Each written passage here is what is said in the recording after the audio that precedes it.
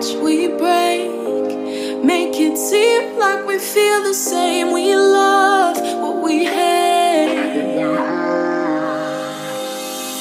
We lie, but we know we can't water what doesn't grow. Give up, let it go.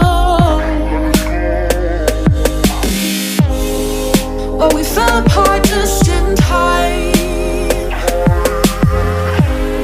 You say at least it was worth the try.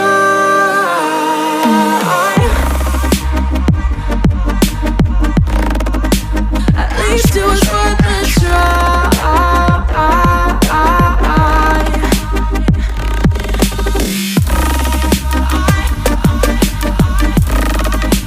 At least it was worth the try. All of Italy, a country of 60 million people, is now effectively a red zone. Self-isolate during this health crisis. This is our chance right here, right now. A very strong and resilient nation. If you look at our history, we've been through some terrible ordeals. This is tough. People are suffering, people are dying. It's inconvenient from a societal standpoint, from an economic standpoint to go through this. But this is going to be the answer to our problems. So let's all pull together and make sure, as we look forward to the next 30 days, we do it with all the intensity and force that. Okay. Hi. It has been a hot minute since I have sat down in front of the camera and filmed anything. It feels a little weird, I'm not gonna lie.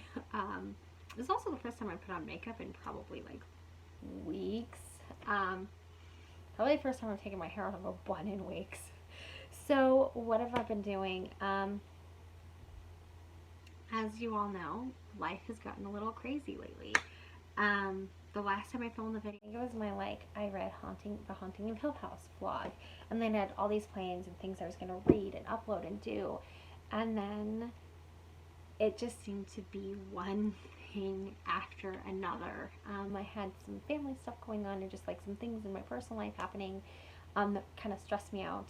And I've talked a lot about in the past my anxiety or being in a funk, and it just took a hit.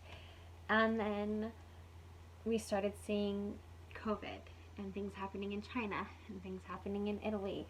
And then all of a sudden, like a snowball and an avalanche, it hit here. And as you all know, life as we know it is different. It's just different. And it's scary. And so I just needed to take some time to read and to relax and to get used to this new normal that we have for at least, hopefully, the short term. And deal with working was really stressing me out because I was having to go to this big building and this huge call center amongst all these people, and they're saying don't be in crowds more than 10, and there's hundreds of people in a building and they're sneezing around you, and I'm like, oh my god, I'm going to die. I'm going to die. So I had to take some time to get out of that mentalness and get used to being sheltered and relaxed and just hanging out at home. Now I'm working, which is great. So the writing space has been also converted into my space that I now spend 40 plus hours a week in. And it is busy. Work is so busy that I don't have time to write, I don't have time to read, but I've got to figure out how to make this all work. And so, as you saw in the beginning of the vlog, I actually started filming those clips weeks and weeks and weeks ago. And then I thought about just scrapping them and just talking to you guys and just doing maybe a coffee talk or something. But I didn't want to scrap the footage. So, to explain what all that was, because it was all just my attempt at being aesthetic, what I came up with was this idea of my friends pick my TBR. And the original idea was that I was going to read these books that I had my friends back in January. I reached out to a few different friends and said, hey, pick my TBR for March. And so my idea originally was only to read the books that they chose for me. But I'm still working on the first book, and March is already gone. And so what I'm going to do is just make it more of a series where I might read other things in between, and then just do a video as part of the series of friends pick my friends pick my reading, or friends pick my TBR, or whatever I'm going to call it. And so the first book is Bridge of Clay, as you saw in the beginning, and that was chosen by my good friend Bree from Call Me After Coffee. And I mean, I'm just not surprised. When I said, hey, pick a book, I was like 99% sure she was going to pick Bridge of Clay because it's her one of her favorite books of all time. And that's what she picked for me. And I can see why. I'm just past 100 pages in. It is a good book. To give you like my thoughts right now where I'm at, it is confusing. It's a very beautiful, lyrically written book. And so if you like books that are very flowery, you'll probably dig it. I still don't know what the hell is going on. Like, I have no idea what's happening.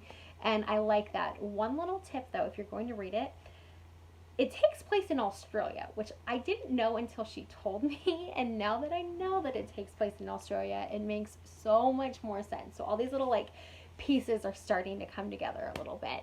So instead of continuing on with the rest of the reading vlog after this, I'm just going to cut it off here and give you my thoughts now, and then we're going to do part 2 of the reading vlog probably at the end of the week when I've had more time to like film clips and put it together, because I don't want to spend another day not talking to you and not posting anything. So I appreciate you so much for everybody that has subscribed, for people that have subscribed, even when I took my impromptu hiatus. The fact that you're still around and you still want to hang out with me, really, I love you so much. And I really appreciate all of the positivity that I have been seeing online right now, because it's scary time, and especially if you have any sort of like anxiety or depression or anything like that, like it can really fuck with your mental health. So I appreciate how much positivity there has been, and I love not just our community, like with books and writing, but just the world seems to be so together right now, and that just gives me hope, and it just gives me all these warm fuzzy feelings. So reach out to a loved one, reach out to a friend. We're all hanging out in our houses watching YouTube and Netflix, so get online, say something kind to another person, say something kind to a stranger. You know, go on Twitter or Instagram or wherever and like find a stranger that looks like they're having a hard time with this and send them the funniest gift you can. Like, those are things that make me feel light and happy during this really scary and dark time. But the fact that everybody's coming together, and people in Italy are quarantined and singing off their balconies, and everybody is doing so many kind things. Companies are working with customers ways they never have before, or they're building things that they've never built before. You know, it's a tragic and scary time, but try to see the beauty in that side of it. That's what I'm doing. That, and I'm gonna start reading some more. And there's gonna be some writing vlogs because there is NaNoWriMo, Camp NaNoWriMo happening right now, and I'm participating, or I'm gonna participate. I haven't wrote yet, but I'm going to be doing a separate video about that. So it's probably gonna come up either tomorrow or the next day to talk about Nano. And then I will continue reading Bridge of Clay and let you know my thoughts in the next vlog. So this one's really weird.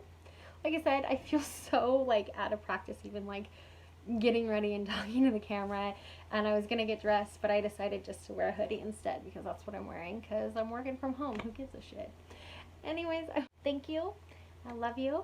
Go write some words and read a book, and I will see you guys very, very soon.